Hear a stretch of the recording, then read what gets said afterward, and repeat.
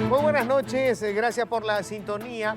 Hoy vamos a hablar de un tema que hasta el momento ha mostrado solamente, digamos, el aspecto llamativo, esta sequía histórica que tenemos, esta bajante histórica que tenemos del río. Han pasado más de 51 años y hemos roto el récord que había en la bajante del río.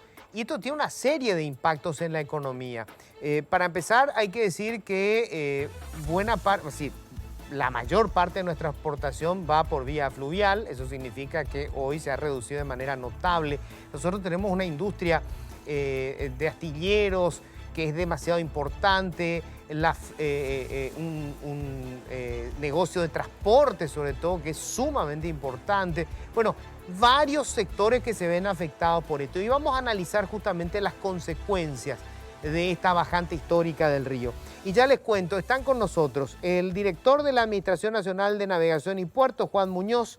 Hola Juan, gracias por venir. ¿Qué tal? Un gusto, gracias por la invitación.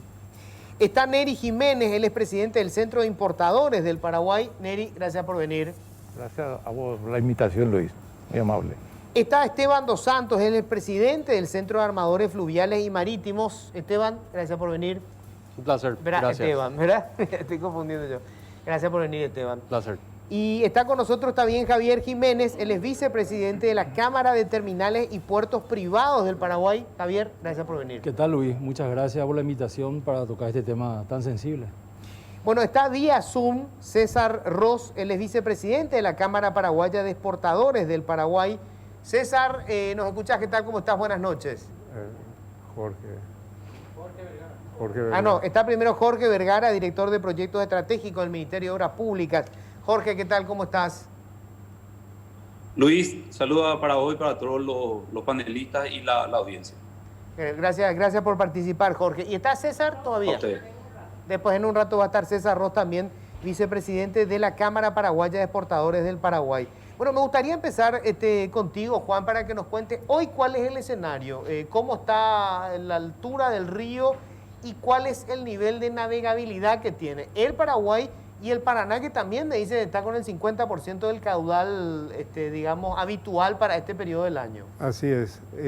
Bueno, realmente hoy estamos en el río Paraguay con un nivel que creció 3 centímetros el último día, en la mañana, pero obviamente muy por debajo, como vos decías, 51 años en donde no hay un fenómeno de esta magnitud. Y esto no es que empezó ahora, estamos sufriendo esto desde septiembre del año pasado, en donde se empezó a notar un estiaje muy pronunciado en el río Paraguay, en el río Paraná también, y ahí se empezaron a tomar acciones concretas a partir de un pedido justamente de la Cámara de Terminales y del Centro de Armadores. La ANNP hizo los primeros relevamientos en la zona de Alto Paraná porque era en donde se presentaba mayor el problema. Así las cosas, por ser un río internacional, también se generaron los informes técnicos, las batimetrías para saber qué hacer agua abajo de la represa.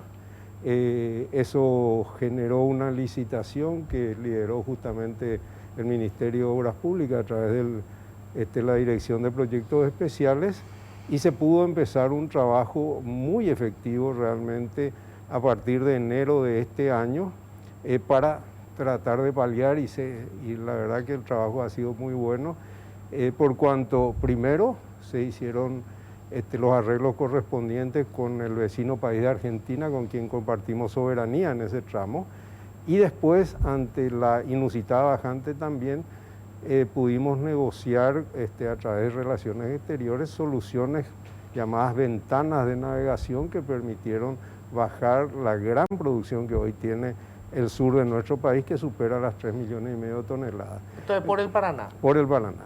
En el río Paraguay el tráfico es bastante mayor, nosotros orillamos las 20 millones de toneladas anuales, porque hay que entender que también tenemos un gran aporte desde el norte del río Paraguay, específicamente Corumbá, liderando con unas 400.000 toneladas mensuales todo el movimiento del mineral de hierro.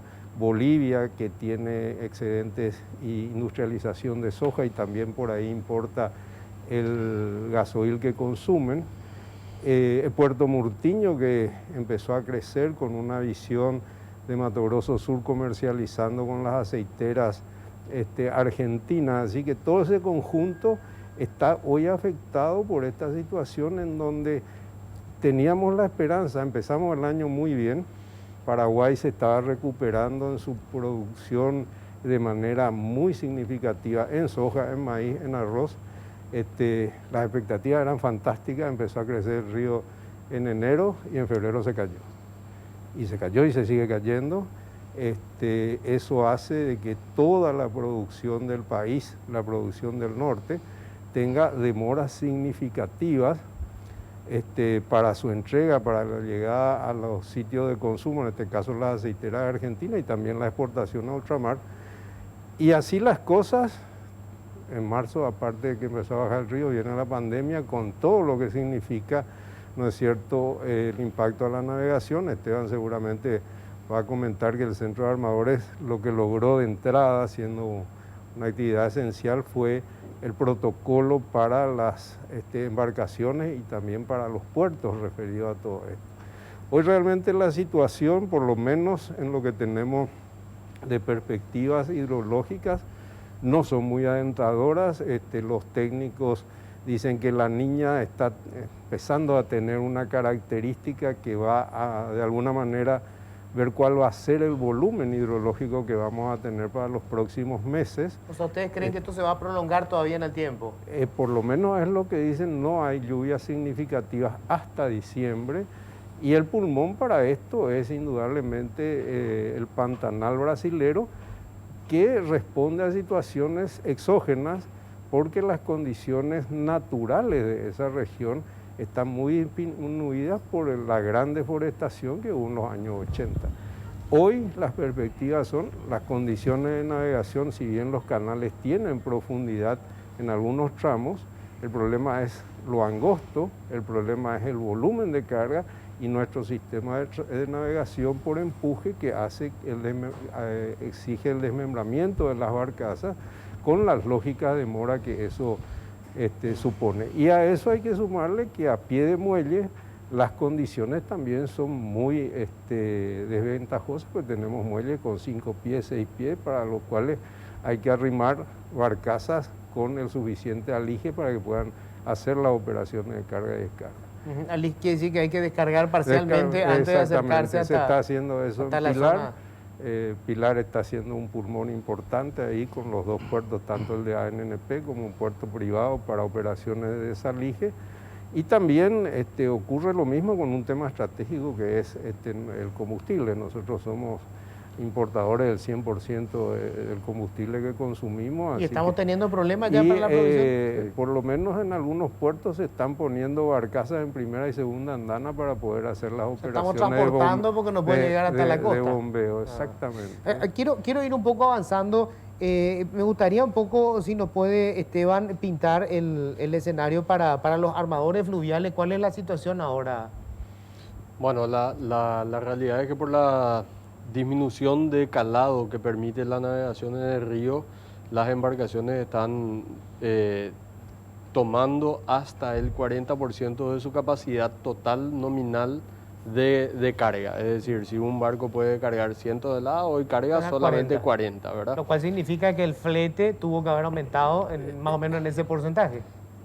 Lastimosamente no. Transportan por vía fluvial. Como decía Juan Carlos, está el combustible, están los graneles secos, están otros graneles líquidos, aceites vegetales, etcétera, y también está la carga general, es decir, vehículos, todo lo que viene en bultos al aire libre y carga containerizada. Y cada tipo de mercadería tiene su propio contrato de transporte con distintas condiciones, ¿verdad? En algunos, por ejemplo, en el caso del transporte de contenedores, se aplica una tasa excepcional por aguas bajas por cada contenedor transportado, pero eso solamente alcanza a mitigar parte de la pérdida del ingreso por fletes de esta disminución que menciono. Y en el caso del transporte de graneles, lo que se viene haciendo es interrumpir los contratos de largo plazo de transporte y se hacen embarques spot con una tarifa diferenciada. Lo que anteriormente se transportaba a $18 por tonelada, hoy se transporta entre 25 y $27 por tonelada, ¿verdad? Y tuvo ese ajuste.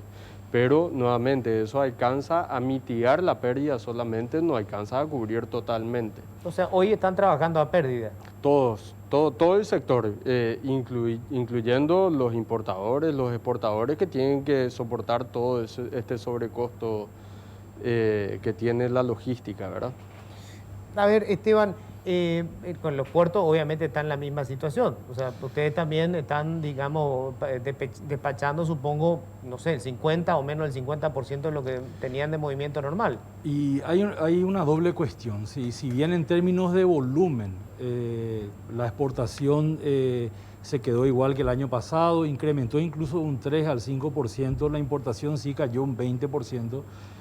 Está la cuestión, Luis, de cómo embarcamos. Está la cuestión de eficiencia que hace a la competitividad país, ¿verdad? Si antes nosotros embarcábamos con un nivel de eficiencia X, hoy estamos embarcando con muchísima ineficiencia, que es todas las cuestiones ya mencionadas de el río alejado de los muelles, inversiones en dragado, contratación de equipo, personal, apoyo de las navieras, etcétera, etcétera. Entonces, el nivel de eficiencia de los puertos cayó en un 50%, ¿verdad? Sin considerar que hay puertos que ya directamente hace un mes ya no están trabajando, ¿verdad? Que son los puertos que están al norte de Asunción, que es toda la ribera comprendida entre Mariano Rocalonso, Limpio, hasta Concepción, ¿verdad? Antequera, San Pedro, etcétera, Rosario. Y el río Paraná, las decenas de puertos que están ubicados en el río Paraná trabajaron de manera desesperada, ¿verdad? Imagínate que un convoy que antes tardaba aproximadamente 7 días para ir de Asunción a los transbordos de Montevideo y de Rosario en Argentina, hoy están tardando el doble, están tardando 15 días. Y a la vuelta, cuando tardaban 10 días, están tardando 20. Entonces tenés un nivel de rotación que es muy ineficiente. Eso hace que la mercadería se quede, altos costos de almacenamiento. En el sector de granos, eso perjudica enormemente a la calidad porque los granos son, son perecederos, o sea, digamos, se descomponen con el tiempo, inevitablemente. Entonces el nivel de eficiencia realmente es el problema principal. Ahora, ¿hay algo que no se esté haciendo, que se podría hacer desde el Estado para mejorar esto, o lo único que nos queda es esperar que llueva en el Amazonas y esto se regularice? Para mí ese es el debate más lindo, no es tanto la explicación de la situación actual que se lee en los diarios y ustedes como periodistas hacen una cobertura fantástica de la situación, ¿verdad? Para mí el debate realmente interesante es qué podemos hacer, ¿verdad? Qué se propone a nivel de gobierno, qué se propone a nivel sector privado, y ahí es donde se abre una frontera de discusión muy interesante, porque entramos ya en territorio de si debemos caminar el sendero de la APP, de las concesiones para dragados al sector privado, o si debemos fortalecer las instituciones que hoy en el Paraguay no están haciendo todo el trabajo que deberían hacer, ¿verdad? Tenemos 4 instituciones que hacen a la hidrovía, pero que les falta, ¿verdad? La NNP, la Marina Mercante, la Prefectura Naval y directamente el MOPC a través de la Dirección de Asuntos Estratégicos que es el que tiene que liderar este proceso de tener el manual de salida para los próximos años. Claro. Vamos a hablar de eso, de qué es lo que se requiere. En el caso de los importadores, porque estamos hablando que la exportación mayormente utiliza el Paraná, no solamente, también el Paraguay.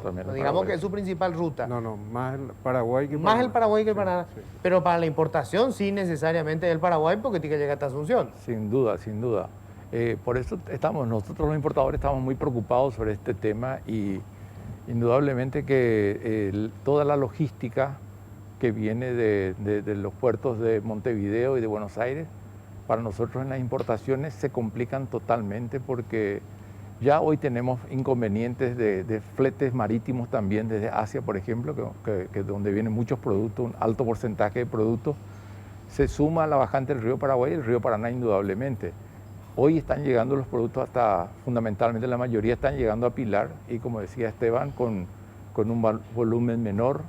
Eso conlleva sobrecostos poniendo esos productos en Villeta ya tiene sobrecosto por la bajante del río.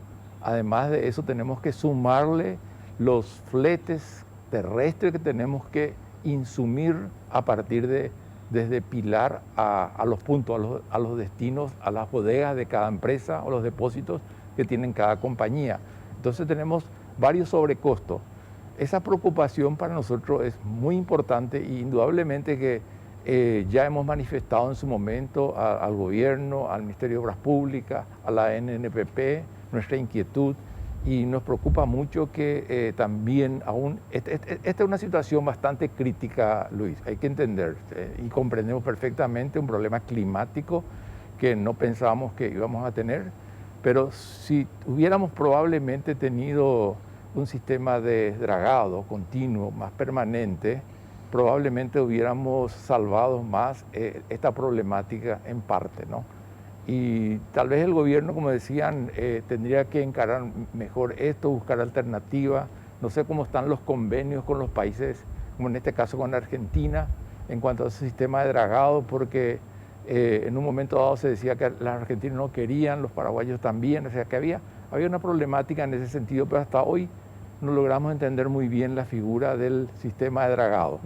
¿No? Voy a aprovechar para pedirle justamente al director de proyectos estratégicos del Ministerio de Obras Públicas, Jorge Vergara, que está vía Zoom con nosotros, porque entiendo que esto recae sobre todo en el Ministerio de Obras Públicas, Jorge. Sí, ¿qué tal, Luis? Sí, realmente es una cuestión que recae en la institución en lo que se refiere a la obra del dragado, en conjunto con la ANNP principalmente.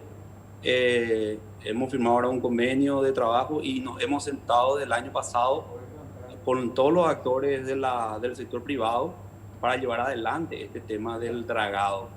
Si hoy estamos navegando apenas como podemos, y sé que está llegando todavía a 8,5, 8,5 pies, creo que nos dijo la prefectura, pies, es porque trabajamos en conjunto y fuimos priorizando la utilización del contrato que teníamos en ese momento, y terminó lastimosamente el contrato para el dragado, y priorizamos el lado sur, donde viene la mayor cantidad donde se produce la mayor cantidad de tráfico.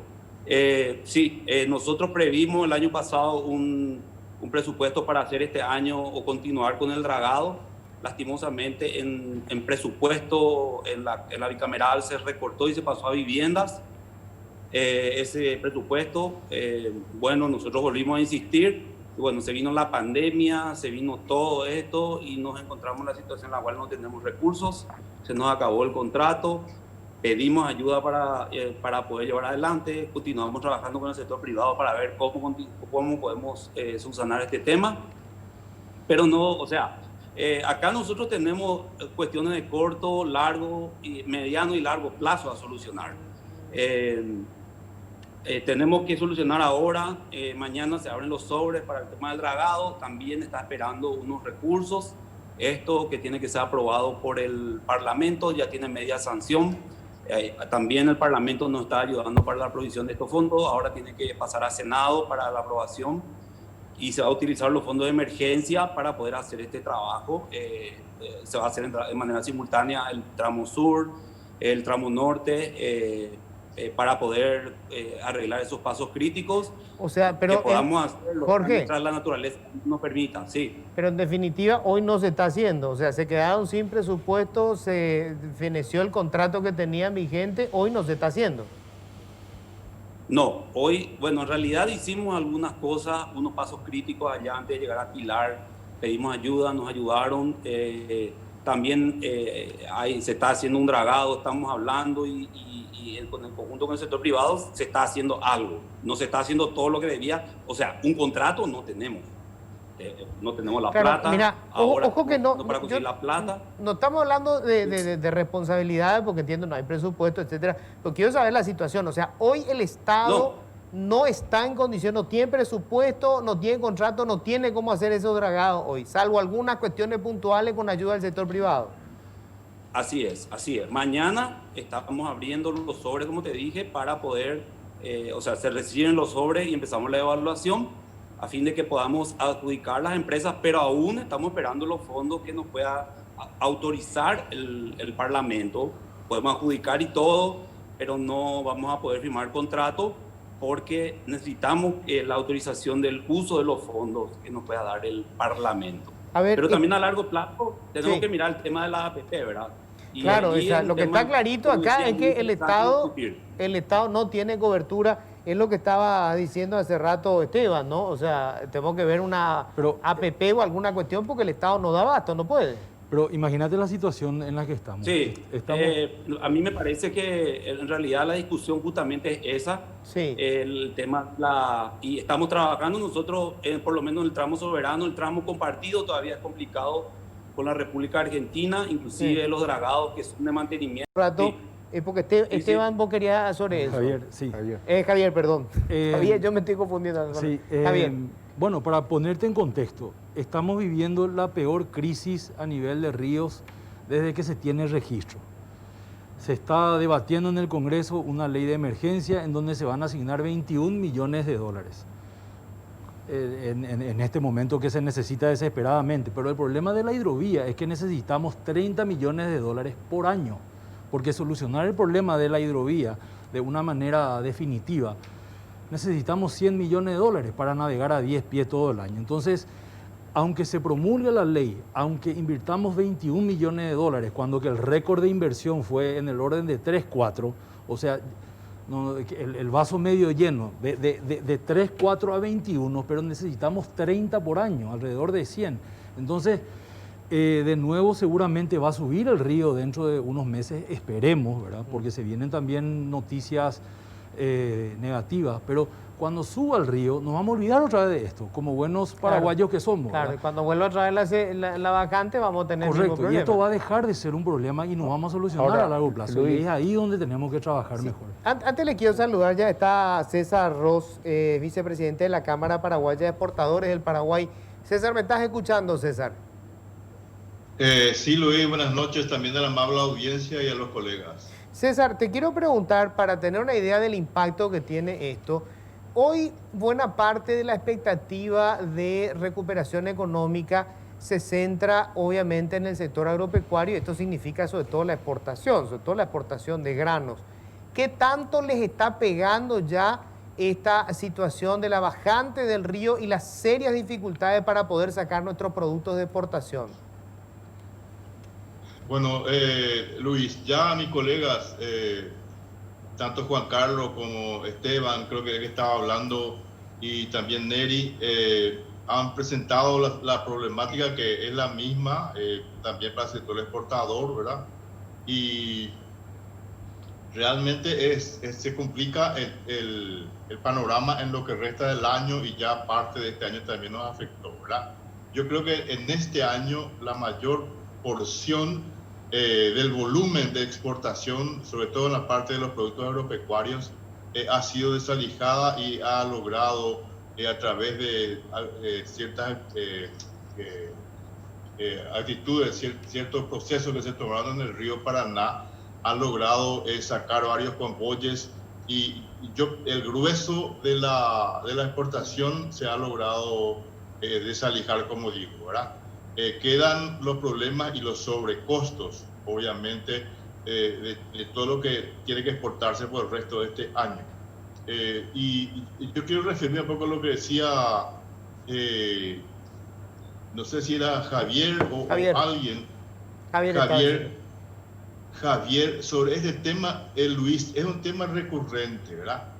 Cada vez que tenemos problemas de bajante el río, volvemos a discutir sobre las mismas cosas que hace unos años habíamos discutido, analizado, desesperadamente tratar de encontrar una situación, y nunca se ha logrado resolver este problema por las vías que se debían resolver, o sea, con un proyecto de control y de mejora de la hidrovía para que pueda ser navegada 24 horas por día, 365 días al año, ¿verdad?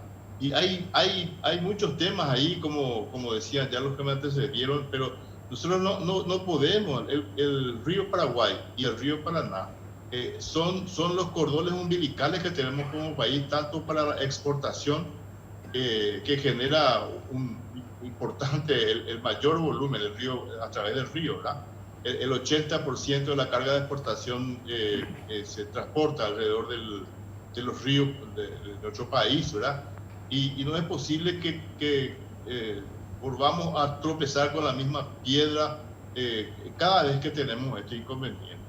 Yo creo que como sector privado, como gobierno, y ustedes pueden ayudarnos en este tema, ¿verdad? A no dejar que pase al olvido, porque después, como dijeron ya, empieza a llover, empieza a crecer el río, y bueno, a otras cosas mariposas. Lo que pasó, pasó, y no es así, ¿verdad? No es así. Vamos a tener que tomar medidas importantes, porque además de eso, además de lo que es propiamente la exportación paraguaya y todo el canal de salida y nuestra vinculación con el mundo a través de nuestros ríos, también hace mucho a un hub de cargas que se puede hacer en Paraguay, el famoso plan de convertir a Paraguay en un centro de distribución internacional de carga, ¿verdad? Eso hoy es un sueño, ¿verdad? Hoy, si se quiere, es una utopía. Pero tenemos que ponernos de acuerdo entre todos y llevar adelante este programa. O si no, dentro de unos años va a venir Luis Vareiro, unos años más, y vamos a hablar otra vez del mismo tema. Te digo, Luis, nosotros hemos tocado este tema varias veces y a veces con discusiones muy álgidas entre los sectores, ¿verdad? Recuerdo. Pero eso, permitime, eso César. hace... Sí. Sí. Permitime porque quiero escucharle al director de la Administración Nacional de Navegación y Puertos sobre esto, porque es cierto, Juan, o sea, yo vengo escuchando esto de hace, no sé, 2 décadas por lo menos, ¿verdad? O sea, se repite cada vez que tenemos la sequía. Está el tema de la hidrovía, que al final no se lleva a ejecutar nunca. ¿Cuál es el problema? O sea, el Estado debería reconocer, no podemos hacerlo y nos abrimos a que sea el sector privado el que lo haga, o cuál tendría que ser la salida. Bueno, yo creo que no es cuestión de buscar culpables en el tiempo. Nosotros empezamos con el programa de hidrovía a principios de los 90. En el 93 la Argentina, dentro del mismo marco, hace la primera APP para solucionar el problema de Rosario para abajo. Y desde esa época acá se está hablando, ya han habido diferentes escenarios y diferentes abordajes de cómo solucionar esto. En paralelo a esa realidad hay que pensar que en el 92 nosotros teníamos más o menos 1 millón, 1,5 millones de toneladas navegando por el río. En el proyecto de hidrovía se pensaba que en el 2010 recién nosotros íbamos a tener 10 millones de toneladas. En el 2000 ya teníamos eso. Entonces el crecimiento de la demanda de transporte, acompañado por distintas circunstancias, ha sido tan rápido. Acompañó el sector privado con el crecimiento de la flota. Pero sin embargo, las soluciones integrales se vieron frustradas por varias cuestiones. En el proyecto de hidrovía se hablaba de una integralidad de la obra, a lo que en septiembre del 2004 en Río de Janeiro, en la reunión del Comité Intergubernamental, decide cada país hace su parte. Y entramos en un problema, porque si vos te fijas que en toda la hidrovía, el sector más afectado de la hidrovía en términos de obras necesarias es el norte, y haces el proyecto, porque es un tramo soberano paraguayo, el flujo de cargas que tiene ese tramo no justifica la inversión. Si vos mirás de manera integral la inversión y pensás en el aporte de la carga brasilera, que empezó con el mineral, que ahora está sumando la soja, Bolivia que empieza, ahí empieza a cambiar las cosas, y creo que ese no es un justificativo, pero es la razón económica, y vos manejás muy bien estos temas, por las cuales lamentablemente se ha venido postergando. Ahora, yo soy un optimista y yo creo que las crisis generan justamente soluciones. A ver, en septiembre del año pasado estábamos todos desesperados, se generó una interacción muy importante entre el sector privado y el sector público y se fueron sumando actores. Por ejemplo, en el caso del río Paraná, donde realmente el sector público y el sector privado empezaron a trabajar juntos después de 30 años. Y ese trabajo se sigue haciendo porque ahí sí se está dragando todavía el remanente de contrato, ¿verdad? Y se solucionó el problema. Ocurre que con el dragado solamente por el flujo hídrico que había tuvimos que recurrir a una instancia superior que era generar energía por parte de Itaipú para dar un mayor volumen de agua. Y eso, liderado por Relaciones Exteriores, todos los actores públicos y privados pudimos solucionar.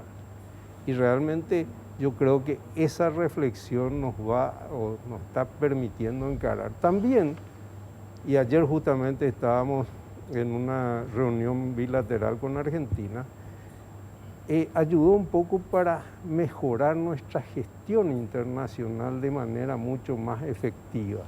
Porque Argentina tuvo el mismo problema.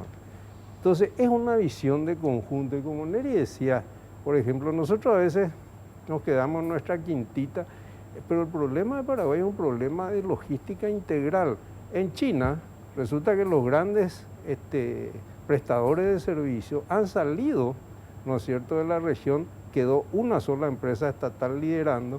Consecuencia, todos los fletes de importación se han incrementado de manera brutal. Y eso le pega a la importación, le pega a los puertos de transbordo que reciben menos carga. Y nosotros tenemos un costo logístico de arriba del 30% para las exportaciones y casi un 20% para las importaciones, producto de nuestra situación geográfica. Entonces, yo creo que lo que se está haciendo ahora, en primer lugar, trabajando con mucho mayor sinceridad entre los actores.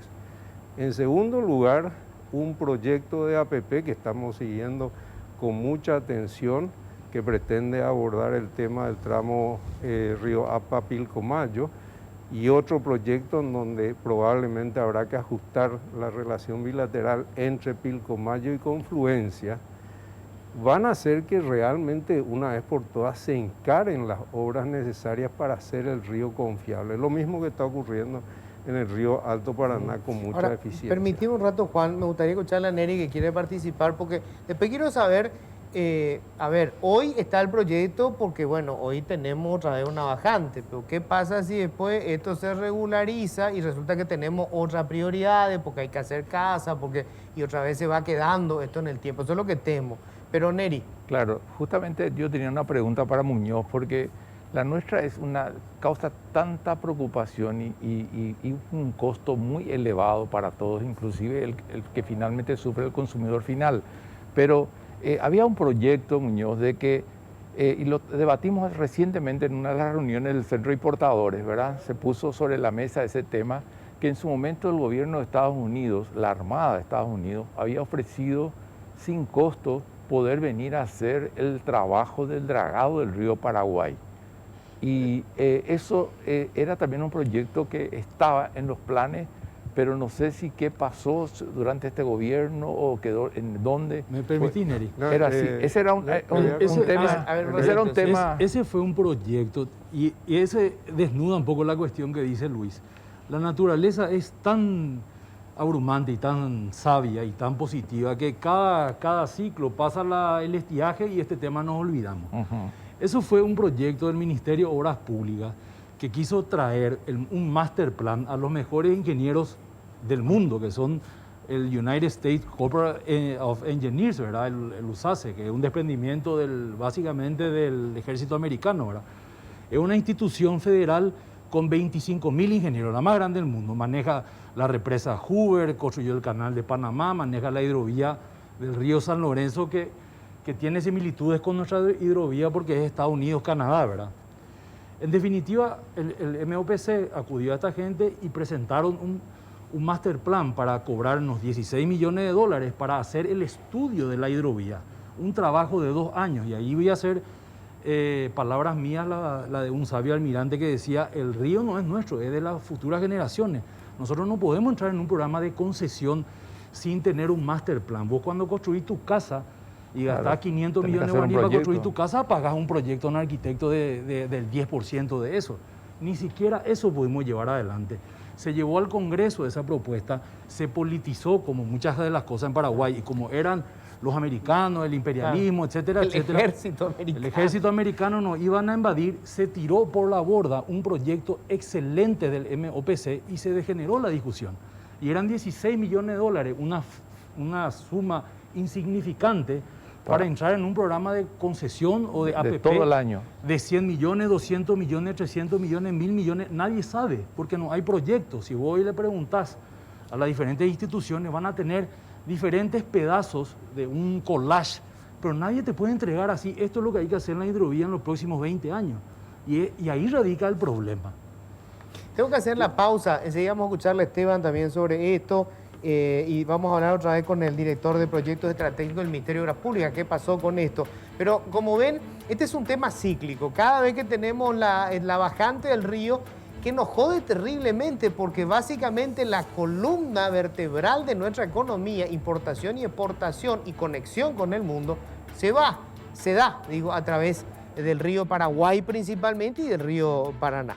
Pero bueno, vamos a hacer nosotros una pausa. Bueno, y estamos, me querías decir, Esteban, el tema de en números, cómo nos pega esta situación que obviamente ralentiza, por decirlo de alguna manera, todo el trámite de exportación, lo hace más costoso, más dificultoso. ¿Esto cómo impacta? ¿Hay números de eso? Pero antes de darte todos esos números, yo sí quiero coincidir con Javier y creo que esa es la base de todo el problema de todo nuestro país, que se politizan las cosas que no tienen que politizarse, ¿verdad? La navegación y la operación portuaria y toda la logística para nuestro país es un problema técnico y crucial. Así como había dicho Juan Carlos, Paraguay, por el solo hecho de ser un país sin litoral marítimo, tiene un sobrecosto del 30% en todo su comercio exterior, ¿verdad? Y hay que darle un tratamiento técnico, no político. Y el problema por el cual no tuvimos continuidad en el dragado es porque se politizó la cosa. Entonces, en lugar de designarle los fondos al MOPC para que continúe con los contratos de dragado, que no eran suficientes, pero iban a salvar la plata en esta situación, digamos, ¿no?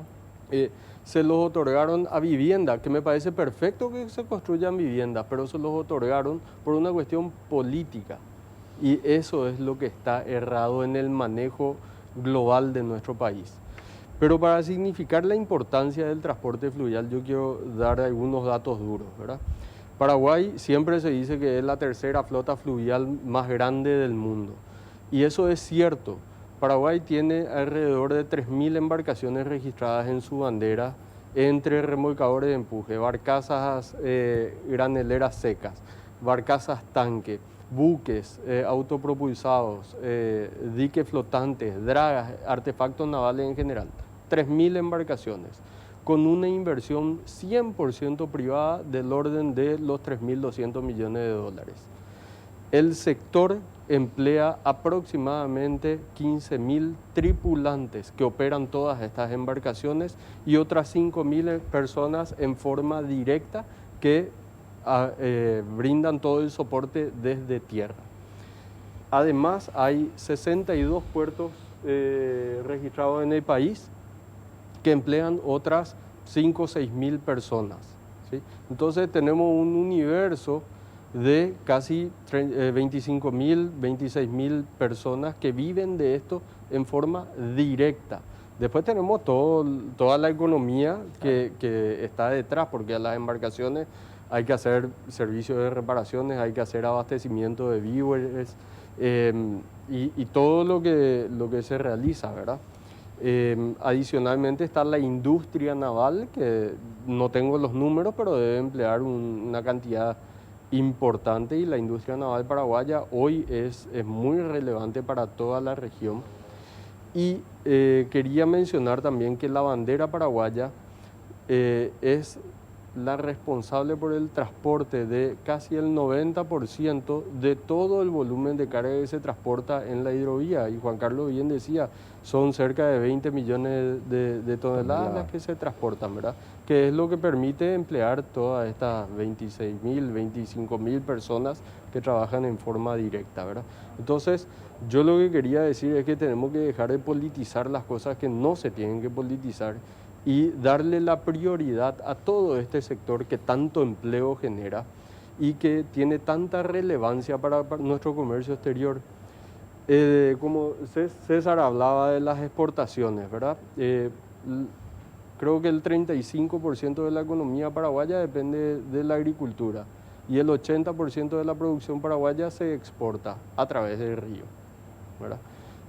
Quiere decir que nosotros dependemos en gran medida de todo lo que podamos movilizar de nuestra propia producción, que es tan relevante para nuestra economía, y entonces hay que darle el tratamiento que se merece, ¿verdad?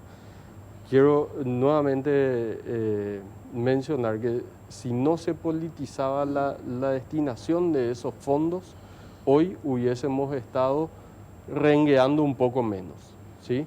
Y se hubiese dado continuidad a ese trabajo de dragado que era insuficiente, ya sabíamos eso, pero que iba a darnos un respiro mejor en esta situación. Y yo quiero valorar el trabajo que se hizo desde la DIPE, porque la verdad que ellos prepararon todo el trabajo, pero simplemente nos le asignaron los fondos para poder adjudicar las obras. Y hoy se está tratando esta ley de emergencia hídrica para los ríos Paraguay y Paraná. Emergencia, la palabra dice emergencia, y en diputados se tomaron el tiempo de una semana pateando el tratamiento de esa ley porque querían ver qué votos políticos tenían para darle tratamiento. Entonces, ese es el problema. Me gustaría preguntarle a Jorge Vergara, aparte de esta situación de coyuntura, que ya fuiste muy claro, se quedaron sin, o sea, el contrato se acaba, todavía no hay asignación de presupuesto, pero para la cuestión macro, para los proyectos, digamos, de fondo, Jorge, hay algo, esto que por ejemplo contaba ahora Javier, que yo no recordaba, ¿verdad? El proyecto que iban a estar estos ingenieros americanos haciendo todo el plan y después intentar buscar inclusive una APP o alguna participación privada, un megaproyecto y liquidar de una buena vez, digamos, la obra que es necesaria para que la hidrovía sea una realidad. ¿Algo de eso hay, Jorge, o estamos solamente, digamos, con estas medidas de parche? No digo que sea responsabilidad tuya, quiero saber cuál es la situación. No, sí. No, está bien, o sea, realmente la situación es la que es y tenemos que ver cómo la solucionamos entre todos, ¿verdad? Sí, a ver, nosotros dentro del Ministerio de Obras Públicas y Comunicaciones y también, o sea, todos los que estamos involucrados en esto, estamos llevando adelante el proyecto de la APP Hidrovía, pero del tramo norte, lo que nos permite la ley. Estamos ya hablando con Argentina para tener el tramo sur también, al menos que ya queremos presentarle el proyecto, ya nos autorizaron a que presentemos el proyecto para que se maneje el río por lo menos 20, 30 años, no sabemos, ¿verdad? Con una empresa internacional, así como se manejan las rutas, así como se manejan cualquier tipo de sistema de transporte a través de una APP. Tenemos ya una iniciativa privada, estamos trabajando, ya tienen aprobada la prefactibilidad, pasa la factibilidad, ya están trabajando en la factibilidad. Yo creo que el año que viene vamos a estar lanzando el tramo soberano. Soberano, que va desde Arrioapa hasta Asunción. El tramo compartido con Argentina, yo tengo que ser honesto, completamente honesto, ¿verdad? Acá yo no vengo tenemos que negociar con Argentina y esa es la parte delicada. La parte delicada, sabemos que necesitamos una APP o un tratamiento del sector privado, sin dejar de lado el fortalecimiento de la institucionalidad también, porque acá hay que arreglar la cuestión de los temas legales que tienen que ver con los puertos. Hay 3, 4 leyes de puertos, el tema del uso de espejo de agua que no pagan los puertos, quién usa el río, si hay que pagar o no el uso del río. O sea, hay un montón de discusiones que internamente nosotros tenemos que hacer. para saber exactamente cómo vamos a manejarlo, ¿verdad? O sea, todo muy bien requerirle al Estado, pero también hay cuestiones que tenemos que aceptarnos a hablar con el sector privado para decir realmente cómo se va a manejar el río, quiénes van a pagar, cómo se va a mantener y cómo se va a llevar adelante este tema, ¿verdad? Entonces, por eso creo que es muy importante que discutamos este tipo de cosas y lo estamos haciendo tratando de crear algunas respuestas y soluciones. La primera que te digo, como te digo, es la APP para el tramo soberano.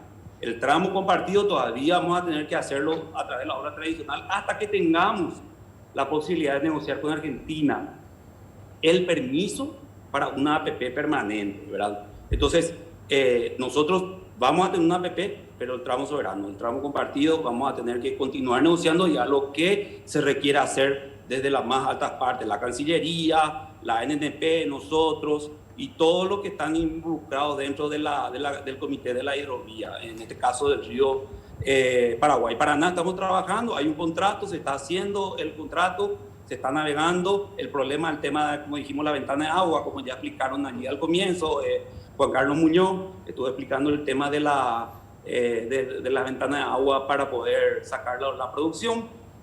El Paraná también es compartido, es también otra situación. Hay que ver el tema de la esclusa de Itaipú también para meter toda la producción de ese lado. Hay que ver otras posibilidades, como ser el tema de tren u otros sistemas de carga.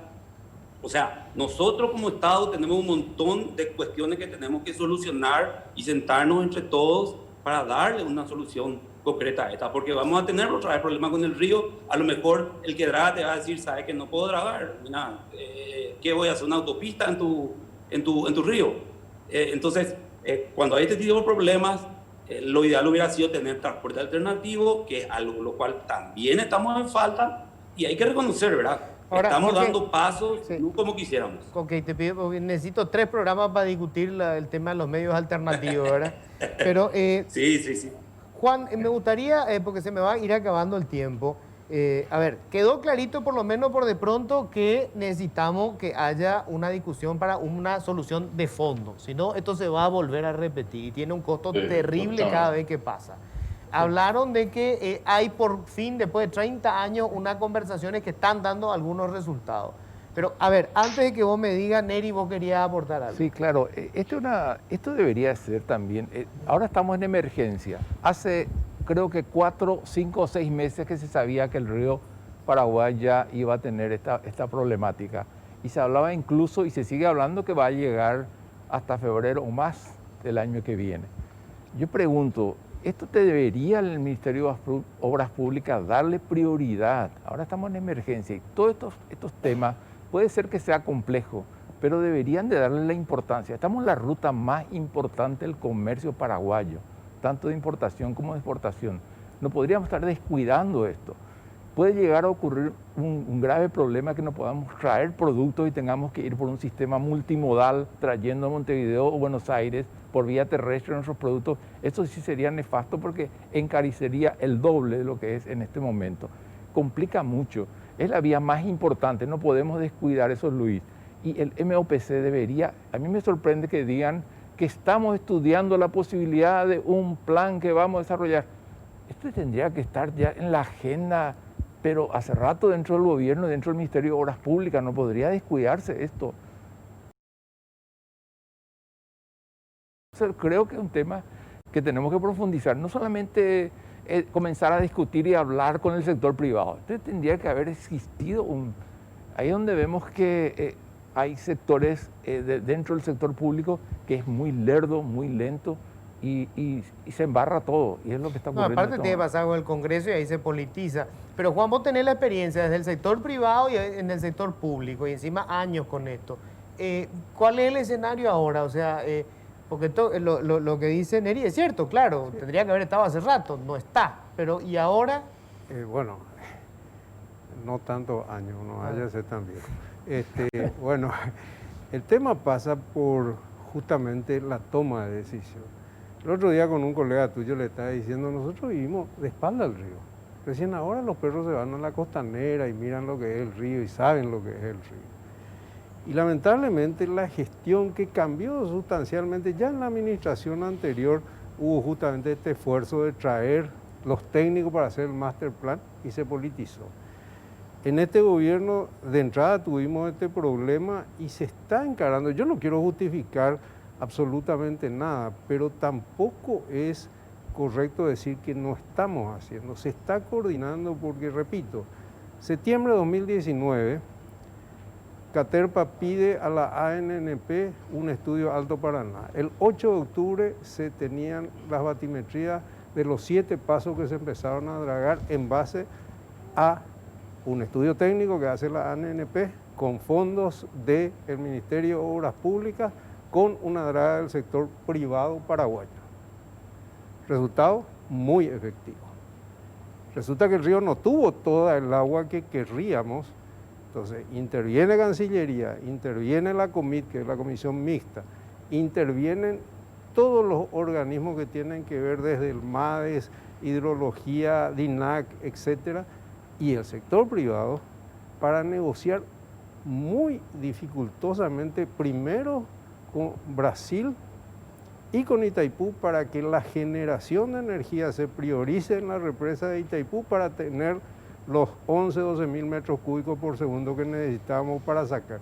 Y sacamos más de 400 barcazas así. Después el río empezó a mejorar un poco y desde el 23 de agosto a esta parte tenemos más de 300 barcazas navegando gracias al dragado que hizo el sector público a su costo. Entonces, acá la cuestión, y como dijo Esteban, estamos perdiendo todo en este partido. Acá tenemos que trabajar con una visión de futuro y entendiendo también que la vía navegable creció geométricamente y va a seguir creciendo en nuestras expectativas. Hoy manejamos 22 millones, vamos a cerrar con 23 millones de toneladas este año.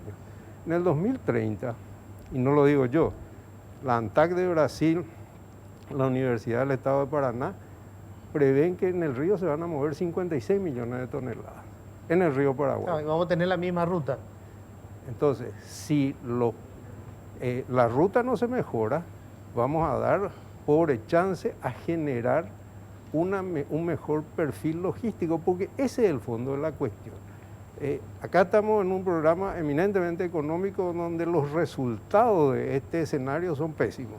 Busquemos la mejor solución y esa mejor solución es de una vez por todas sentarnos, poner la voluntad y encarar esto, como dijo Esteban, de manera técnica. Y la manera técnica, yo creo que hay varios actores que conocen el abordaje, tiene que ser. ¿Y cuál va a ser la herramienta más eficaz? ¿La APP? Creemos que sí, puede ser un escenario. Otro tipo pero definitivamente la vía navegable tiene que ser confiable porque ahí sale toda la producción del Paraguay y de la región central sudamericana y se transporta en barcos paraguayos. Pues se me está yendo el programa, no quiero dejar de una última vez, cuando menos escucharlo a César Ros. César, obviamente para usted también esto es clave, porque acá ya no es solamente que haya una bajante, con este volumen que probablemente se va a movilizar a través de los dos ríos, resulta que tenemos una ruta que va a ser cada vez más estrecha, por decirlo en términos, digamos, gráficos, y esto va a ser una complicación, necesariamente. No sé si más estrecha, pero más congestionada con seguridad, sí. ¿Verdad?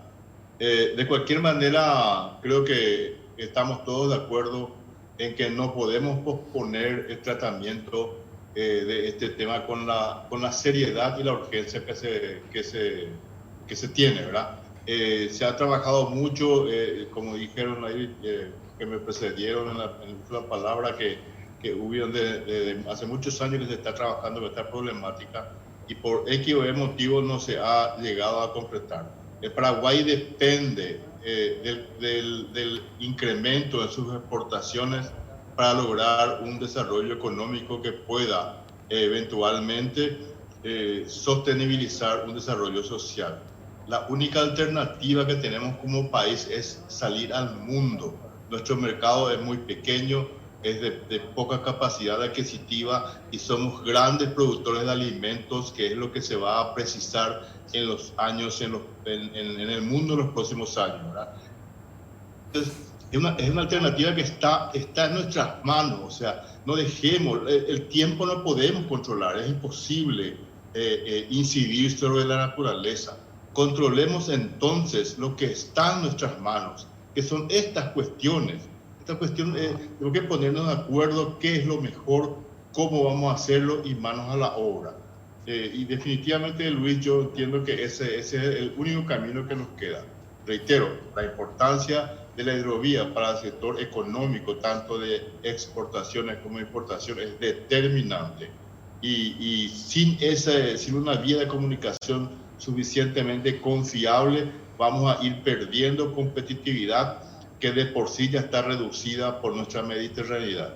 Muchas gracias por la oportunidad de estar en este programa, Luis. Gracias César, gracias. Bueno, lamentablemente se me fue el tiempo, pero yo creo que quedó claro. Primero, la importancia que tiene esto, es clave para el desarrollo de nuestra economía. Segundo, la necesidad de plantearnos una cuestión de fondo, porque si no vamos a volver a repetir esta historia de manera cíclica. Y tercero, acá nos falta evidentemente la conversación con la clase política. Lamentablemente ellos este tipo de debates se pierden, porque lo que se nota es que desconocen la importancia de esto. Esto que pasó, una cuestión tan simple como dejarle sin presupuesto al Ministerio de Obra Pública para hacer un dragado cuando vos tenés una sequía y una bajante del río histórica enfrente, porque ellos sabían que esto iba a pasar. Pero lo otro, digamos, vende el de meter el presupuesto para hacer vivienda. Y esto le afecta a toda la economía. O sea, evidentemente necesitamos que ellos estén en la mesa para el debate y entiendan la importancia de esto. O sea, estamos ante la posibilidad de, ante esta crisis, encontrar de manera consensuada una salida de fondo. Y esto es clave. Lo decía recién, allá para el 2030 el volumen que vamos a estar usando en el río es una cosa enorme. Muchísimas gracias, muchísimas gracias. Gracias por la invitación. Tenemos que hacer una breve pausa. Enseguida, cuando volvamos, vamos a estar hablando con Julio Angulo, el presidente de la Cámara de Exhibidores del Paraguay. Vuelve el cine. ¿Qué posibilidades hay de que podamos en breve estar viendo una buena película? Te vamos a estar contando enseguida.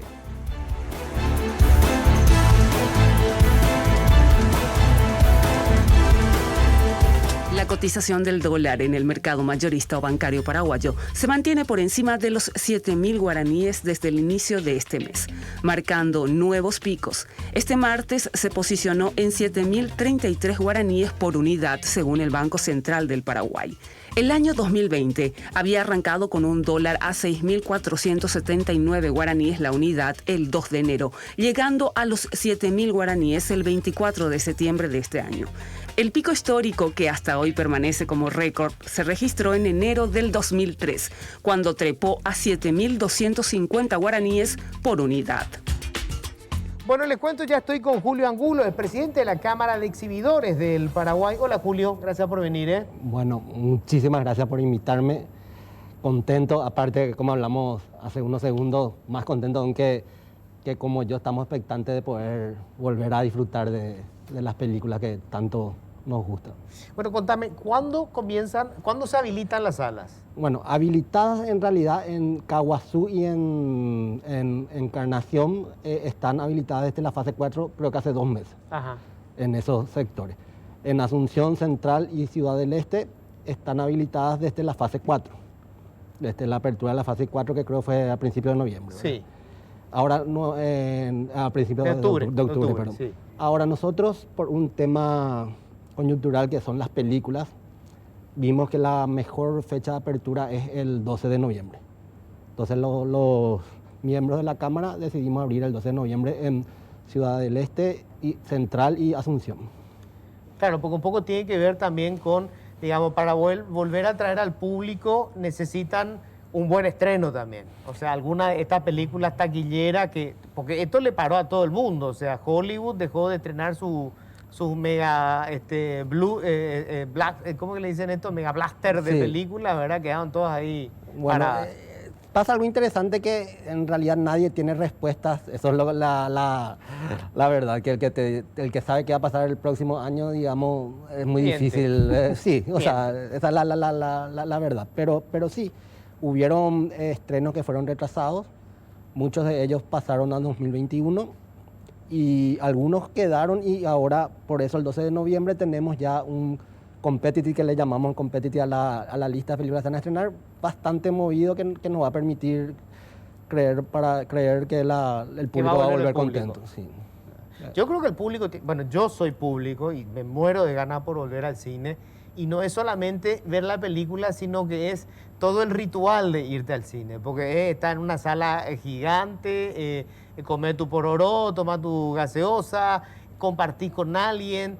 Y después ese escenario mágico que supone ir a ver. Porque podés ver películas en el streaming, el qué sé yo, pero no es lo mismo que una sala de cine.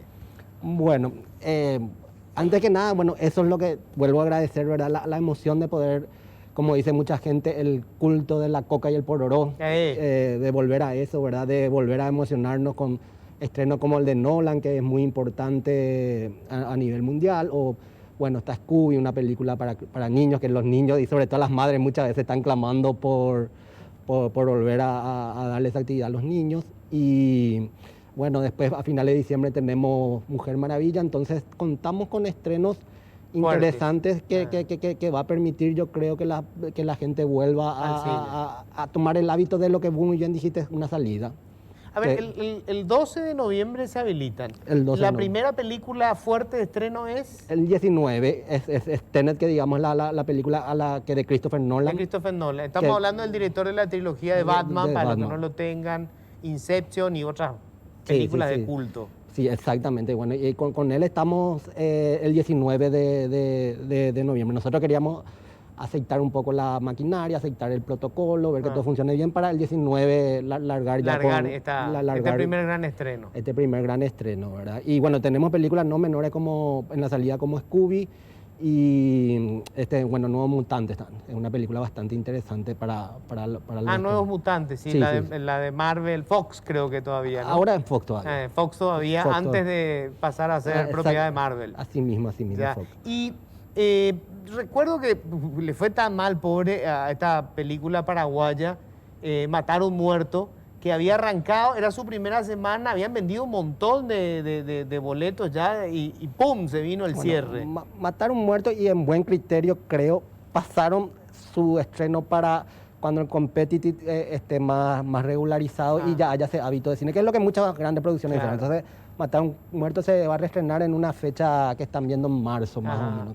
Para el año una película así muy, bueno, fue una pena, ¿verdad? Pero una película muy esperada, arrancó bien. Que ganó premios afuera. Ganó premios y cuando empezaba a mover la maquinaria, bueno, pasó esto y lastimosamente, y creo que acertadamente van a buscar como mejor fecha, probablemente en marzo, no hay una fecha, digamos, estimada. Pero... Claro, ¿cómo va a ser esto en las salas de cine? Menos gente, más gente, ¿cómo se va a hacer? Bueno, yo justamente estuve tratando un poco de mostrar un poco la experiencia de otros países y hablar de la nuestra, ¿verdad?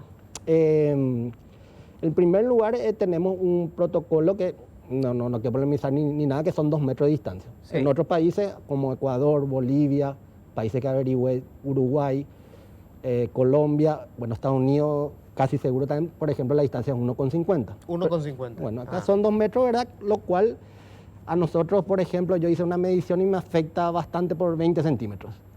Para poner en diagonal un tema técnico, ¿verdad? Pero bueno, es no venimos acá de ningún modo a polemizar. A polemizar ni nada, pero bueno, entonces ahí ya perdemos un aforo importante que haría que estemos en un 35-40% con esos 2 metros.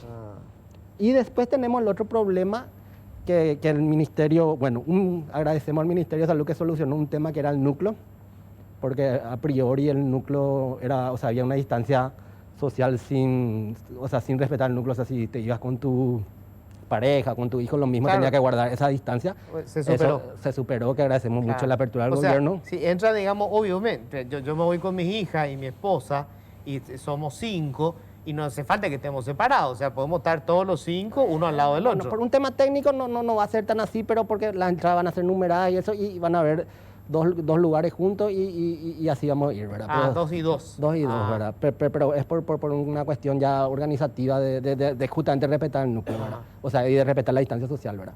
Y después está el otro tema que es un poco interesante, que en los otros países al menos no vimos, que es el aforo de 50 personas como máximo por sala. Lo cual de repente, para que tengan una idea, la sala más chica tiene 68, la sala más grande tiene 420 y creemos, y estamos hablando con el ministerio y nos dijeron, y gracias a Dios la relación es buena, que podíamos ir viendo. Si tenés 420 no tiene sentido que tengas solo 50. Claro, entonces estamos viendo y nos prometieron revisar ese mínimo de restricción, ¿verdad? ¿Dónde queremos hacer como el resto de los países que la restricción sean los 2 metros? No, claro. O sea, que el límite de... Si con 2 metros te entran 70, que sean 70. Claro, El tema es que se respete la distancia. Claro, va a haber salas que no van a entrar los 50 personas porque son chicas y va a haber salas que podrían entrar, en la más grande creo que puede entrar 120 personas. La gente tendrá que entrar con mascarilla. La gente tiene que estar con mascarilla, la toma de temperatura, lavado de manos.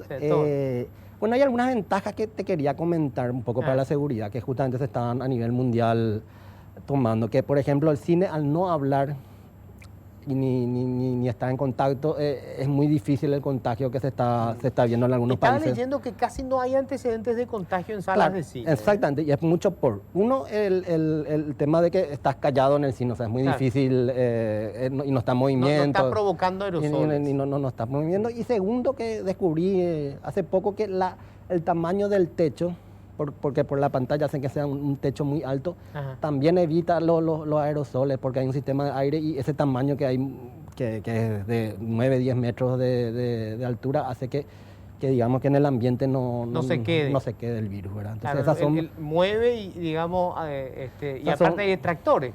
Claro, aparte están los extractores y sobre todo justamente esos extractores, ahí está la parte técnica en el margen que hay entre, digamos, la cabeza de la persona y el techo, hace que funcionen mejor.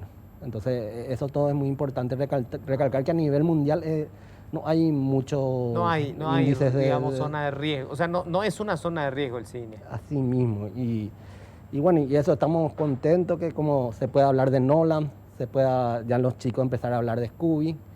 Y bueno, es una satisfacción enorme para todos nosotros el empezar un poco a soñar otra vez Claro, aparte, digo, el cine, yo decía el cine porque, digamos, toda esta cuarentena y lo que supone la pandemia, ¿verdad? Ha generado una situación de depresión, ¿verdad? Muy fuerte.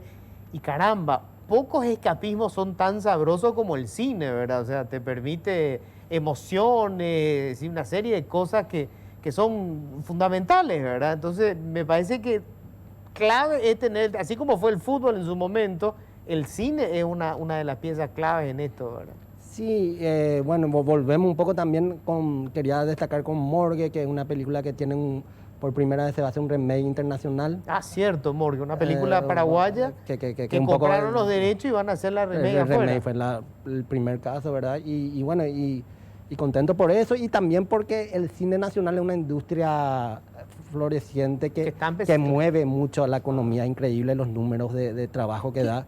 Y bueno, estaban también un poco angustiados porque quedó parado, ¿verdad? Ahora, ¿qué sabes? Van a empezar hay proyectos, porque había muchos proyectos en carpeta que quedaron todos congelados. Pedro Juan Caballero quedó para el año que viene, una película de Ciudad del Este quedó para el año que viene. Las películas paraguayas quedaron para el año que viene. Porque no estaban terminadas y con el parate de la cuarentena no hicieron posible que se termine. Quedó frenado ahí. Y el 2021 va a ser un año interesante porque se van a juntar tanques o blockbusters, como bien dijiste, del año pasado con este año. Tenemos Matrix, tenemos Top Gun, tenemos... La de Marvel, supongo. Sí, bueno, la Rápido y Furioso. Rápido y Furioso, sí. Minions, la continuación de la Minions. Nueva de Minions. La nueva de Minions. Entonces el año que viene, Dios mediante, hace un año interesante, ¿verdad? Estamos Disney confiados. No sé si quedó alguna, porque al final parece que la metieron a través del streaming. Bueno, Disney... Mulan hizo en el estreno y va a probar con otra, ¿verdad? Sí, están viendo. Pero como te digo, o sea, yo creo que hay que aprender a convivir y son actividades distintas porque, como vos bien dijiste, el cine es una salida. Está el ritual de tu pororó, de tu gaseosa. Sí, aparte, pantalla gigante es otra cosa. Sí. Tengo que hacer la pausa, ¿verdad? Sí, brevísima la pausa, ya volvemos. Hoy se inició el sexto pago de compensaciones por parte del IPS a trabajadores suspendidos por la pandemia. En esta ocasión, unas 16.000 personas recibirán la compensación, que consiste en el 50% del salario mínimo. No todas las personas adjudicadas cobrarán el mismo día, por lo que deben esperar a ser notificados. Respecto al 48% restante de los $100 millones destinados al plan de contingencia de la pandemia, desde el IPS explicaron que están pendientes de lo que ocurra en Europa, donde se ha dado un rebrote importante recientemente y que se cree llegará también a nuestro país. Bueno, nosotros seguimos con Julio Angulo, presidente de la Cámara de Exhibidores del Paraguay. ¿Cuántas salas hoy tenemos en el país, Julio? Justo estoy haciendo un remake, ¿verdad? Tenemos 73 salas este año, ¿verdad? Lo que pasó fue que con la tecnología digital en el 2012 o 2011 se pudo permitir un salto de cantidad de salas, porque al cambiar la tecnología y una forma de luchar contra la piratería mundial fueron los estrenos en simultáneo. Nosotros nos vimos muy afectados por la piratería porque las películas llegaban 2-3 meses antes en la puerta de tu shopping. Sí, sí. Y Claro, lo vendían. el estreno acá. O esperaban que pongamos el cartel de la película como próximo estreno y ahí ellos usaban esa publicidad para vender su película. Entonces eso afectó a nivel mundial al cine. Entonces salió la tecnología digital que abarató los costos de la película. Hoy los costos son nulos, es un hard drive, ¿verdad? Claro. Entonces eso pudo hacer que haya estrenos mundiales. Y de ahí pegamos un salto de salas muy grande. Qué notable, ¿no? El cambio. Yo recordaba nomás una anécdota. Una de las películas que más me impresionó en mi infancia fue E.T. Y cuando se estrenó E.T., hubo un accidente porque resulta que se pasaban, viste que había un intermedio. Sí. Y llevaban el rollo de película, porque en una sala la pasaban primero, arrancaba antes, terminaba su parte y traían el rollo de la película a la otra sala. Y era un muchacho que en motocicleta hacía y se accidentó. Bueno. Y desapareció el rollo de la película, no encontraban la segunda parte de la película. Creo que fueron 2 veces que pasaron esos accidentes. Uno le pasó a mi padre, que bueno, está de los 70, y otro a Bierman. Pero creo que vieron dos accidentes de eso. Sí, Qué notable, ¿verdad? Porque el costo era muy caro, incluso no se podían comprar materiales, o sea, 2 películas para cine en Asunción. Imagínate de repente cuando estamos hablando de que se tenían que ir a Ciudad del Este o a otra ciudad. No te quedaba otro que esperar. Entonces una película te llegaba con 3-4 meses de retraso. Eso ha cambiado radicalmente. Eso fue contra la lucha de la piratería, fue lo que las industrias hicieron. Eso permitió saltar un salto, justamente tengo notado, creo que del 2014 creo, teníamos 40 y en el 2015 y 16 70 salas.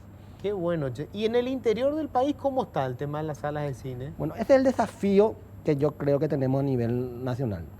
Bueno, estamos con la INAP y la ley del cine, eso, y tenemos un lindo desafío que es tratar un poco de llegar a esta meta que es cuando Argentina, por ejemplo, tiene 42 millones de habitantes más o menos y tiene 42 millones de espectadores. Ese se dice que es un país que está bien desarrollado el cine. Entonces nosotros hoy tuvimos el récord del 2019 de 2.200 millones y creo que somos 7 millones. Entonces nos queda por crecer, pero Asunción, Ciudad del Este o grandes ciudades, yo creo que están bien explotadas e incluso más salas lastimosamente producen una lucha de canibalismo, Sí, que claro. no conviene a nadie. Entonces, Ya llegamos, digamos, al... entonces el gran desafío al interior para alcanzar un cine, tal y nada, y ese es un poco el gran desafío que tenemos. Sí, porque hay que decir, el servicio ha crecido de manera espectacular. O sea, Y mira, o sea, queda mal que yo lo diga, pero no hay mucho que envidiar de un proyector que se está usando hoy en Asunción o en Ciudad del Este o en otro país que es de los primeros países en el mundo. O sea, son digitales, son la misma marca, lo que determina a lo mejor el tamaño de la pantalla, tu modelo de proyector, pero está muy igualada la calidad de imagen y sonido en todo el mundo, en todos los cines del mundo. Claro, y inclusive la infraestructura. O Claro, sea, claro. digamos, hoy los asientos son un espectáculo, la comodidad que tenés. O sea, ir a una sala de cine es una experiencia fascinante. Sí, y como vuelvo a decir, gracias a Dios, incluso con las mismas butacas y todo, ya no hay más esa diferencia. Vos no vas a encontrar una diferencia abismal. Bueno, hay diferencia a lo mejor en la cantidad de sala y o en el tamaño de la sala, ¿verdad? Pero cuanto a la calidad, está muy igualada en todo el mundo. Entonces eso le permita al espectador poder disfrutar de un buen espectáculo de primer nivel, ¿verdad? O sea, Bueno, entonces vuelven el 12 de noviembre y el primer, digamos, el primer gran estreno lo tenemos el 19 de noviembre con una película de Nolan, de Christopher Nolan, nada menos. ¿Cómo dijiste la película es? Tenet.